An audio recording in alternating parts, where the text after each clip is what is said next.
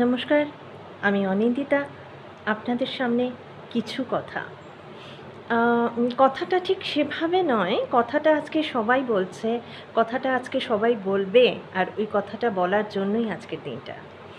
সুতরাং বুঝতেই পারছেন কথাটা হলো মাতৃদিবসের প্রাক্কালে কিছু কথা।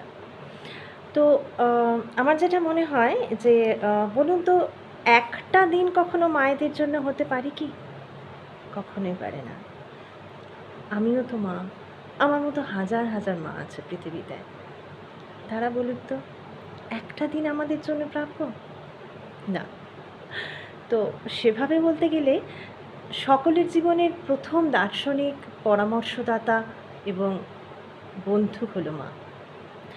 কথাতেই বলে যেহেতু ঈশ্বর সর্বত্র উপস্থিত থাকতে পারেন না, তাই মায়েদের তৈরি করেছিলেন। বেশিরভাগ মহিলারাই বলেন মাতৃত্ব তাদের জীবনের সর্বশ্রেষ্ঠ প্রাপ্তি। আমিও বলি, আমিও মা। মাতৃত্ব নারীত্বের পূর্ণতা দেয়। সত্যি। আম চোখ বন্ধ করে মায়ের উপর ভরসা করা যায়। প্রতি বছর বিশ্বজুড়ে পালিত হয় মাতৃদিবস বা মাদার্স ডে। সন্তানের সবচেয়ে বড় আশ্রয় তার মা। যদিও কয়েকটি শব্দে মায়ের সংজ্ঞা দেওয়া মুশকিল। বলা চলে নিখাদ ভালোবাসা ও স্নেহের সঠিক সংজ্ঞা মা। আমার জীবনের শুরু তোমাকে দিয়ে মা।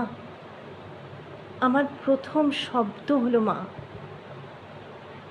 স্বর্গ আমি দেখিনি, কিন্তু স্বর্গের চেয়ে অনেক বেশি সুন্দর তুমি মা। Happy mother's day.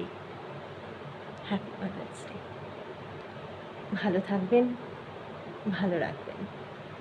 নমস্কার।